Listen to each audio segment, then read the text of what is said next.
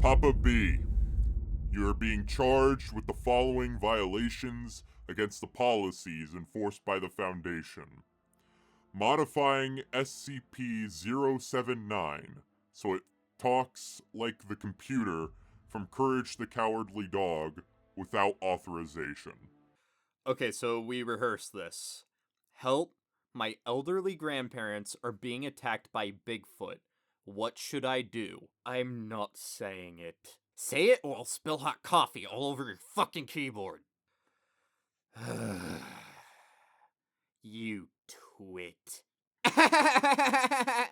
Introducing SCP-096 to hypergamy and incel culture during an unauthorized test and causing a containment breach. Alright, so women won't even look at you if you're not above at least an 8 out of 10. I got a D class versus in looks maxing, so we can see what we can improve on. Yeah, I'd say he's about a 6 out of 10, but there's definitely potential. Hey, yo, man, chill out. Listen, man, it's totally fixable. Is he normally like this? And getting into a political debate with SCP-2721 under the guise that he was Charlie Kirk, again, without authorization. Right, so counting or not counting anomaly violence. Worst of all, he has placed the cover-up stories of various SCPs being only children's books characters in jeopardy for his YouTube channel. How do you plead? Not guilty? I mean, listen, it was it was funny. You claim no guilt, yet you admit to it? Hey, get back here! Why didn't we restrain him? Why is there a big door for him to break out of? Renovations. Ugh! Get security on his ass! Hey guys, I think I lost him for now. Well, you know the drill, kids' books. SCPs, here are the object classes. Safe, put them in a box and forget. Euclid, need an eye on them. Keter, extremely difficult to contain, tons of intricate procedures. Thomule, secondary containment class, it's literally the box. And Apollyon is an inevitable world-ending threat. I know there's more, but let's keep the intro short and sweet. It's been running long enough anyways. Okay, let's go.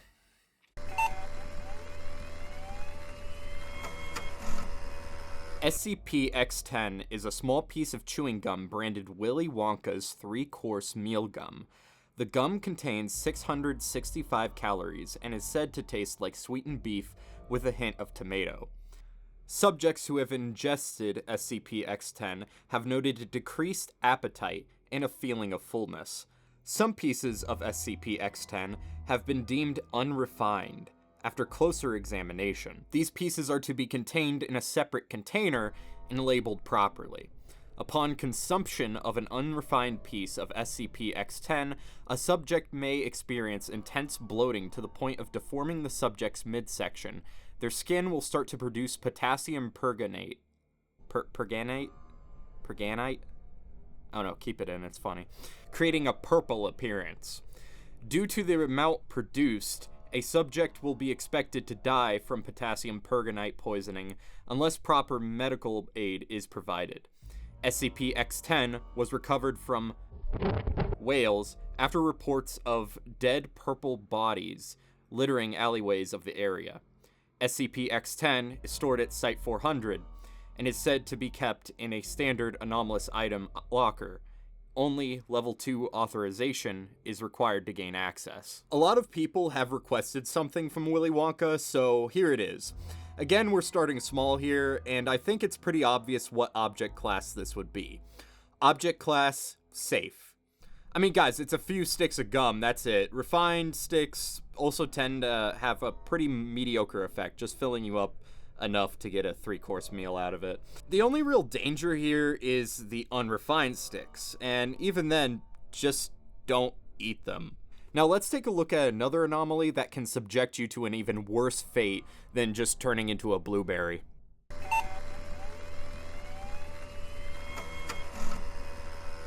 SCP-X11 is a small slug able to crawl into human host via ears, nose, or mouth.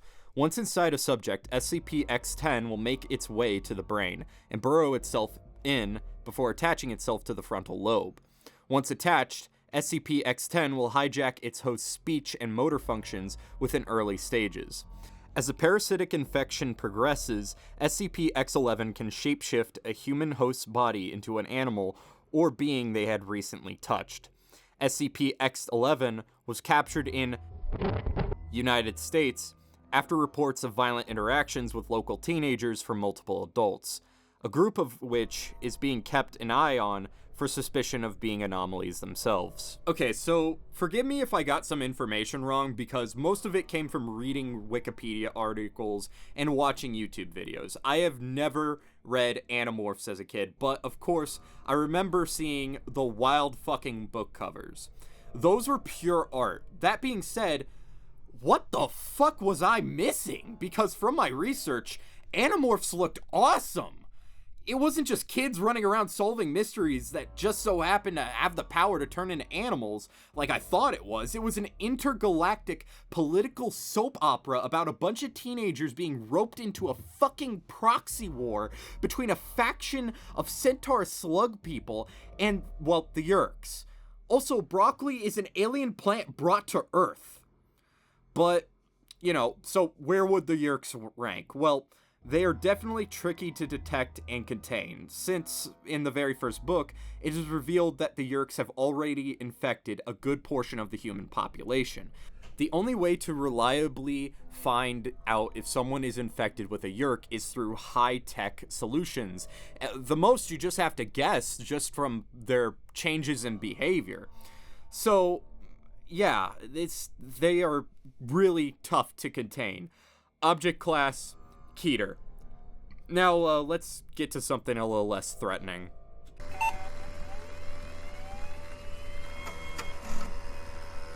SCP-X12 is a 1.22 meter tall humanoid with white and yellow fur donning a red cap.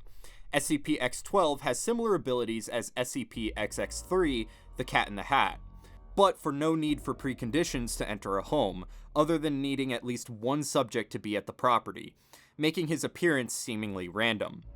Upon entering a home, SCP-X12 will begin endlessly pestering a subject to try some green eggs and ham, until the subject eventually tries the dish.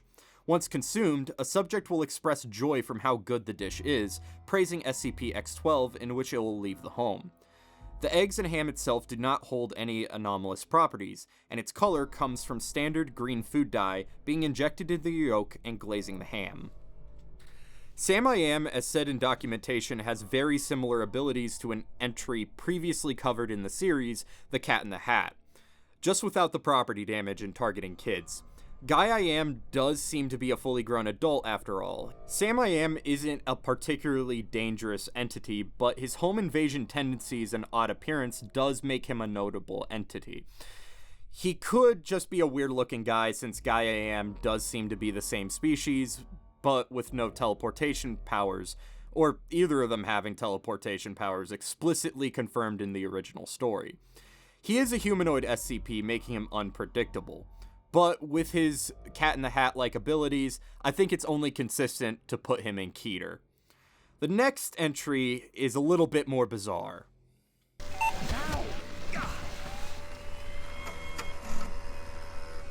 SCP-X13 is a 30-story tall building located in New York. Upon entrance of SCP-X13, subjects may run into numerous anomalies inside the building, such as SCP-X13-A, a dark cloud that looms over the building, causing distress and a feeling of emptiness in subjects. SCP-X13-B, a woman appearing to be in her late 40s with a reptilian-like tongue and sharp ears. When SCP-X13-B wiggles her ears, subjects will undergo a fast transformation process into a Malus Pluma.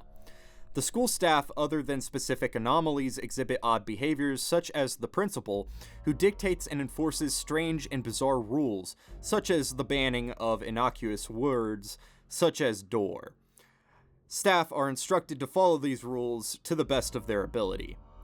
An additional cover story has been formulated that SCP-X13 is an office building permanently undergoing renovations. The Wayside School series was something heavily requested.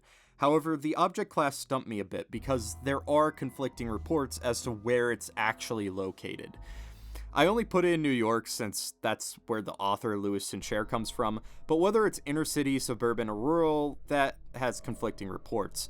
This affects the cover story because, it being inner city, office building, perfectly believable. Suburban, maybe, but rural would have a tough time. Like, no sort of research institute or office building would be in the middle of fucking nowhere. It would warrant some questions. Object class, Euclid. For the next one, this could be a legitimate danger if left in the wrong hands.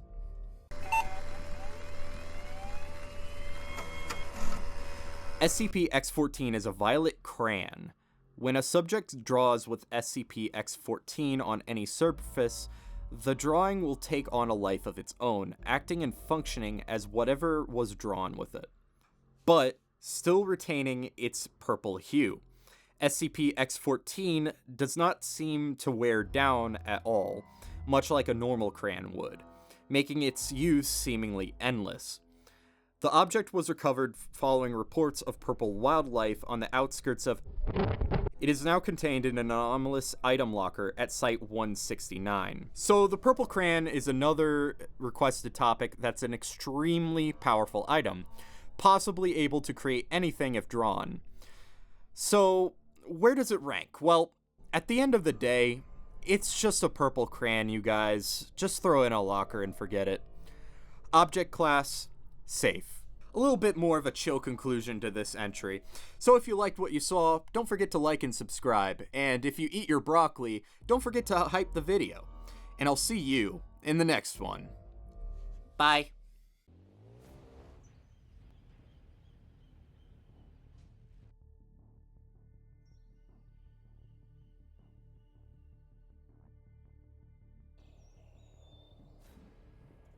Oh, shit. Who the hell are you?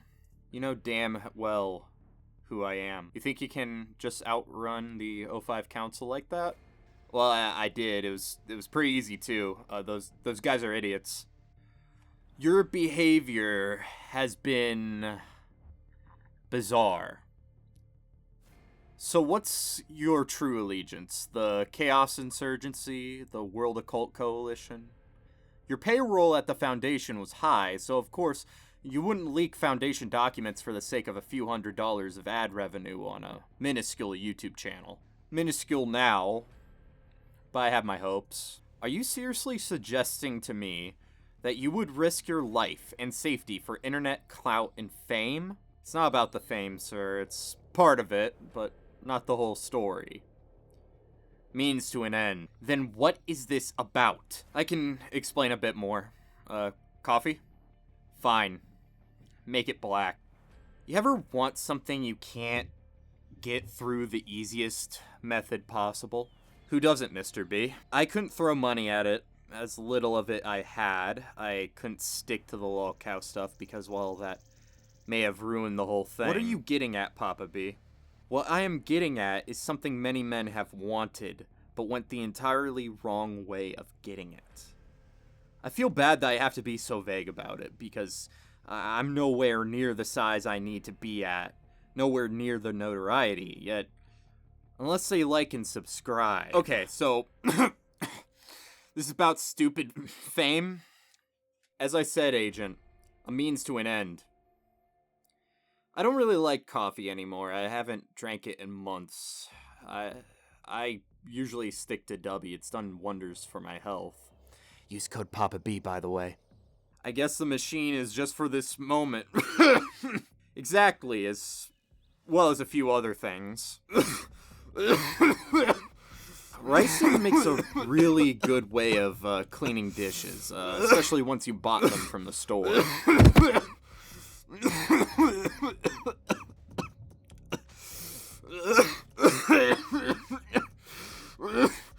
Now Now you're willing to kill just for this?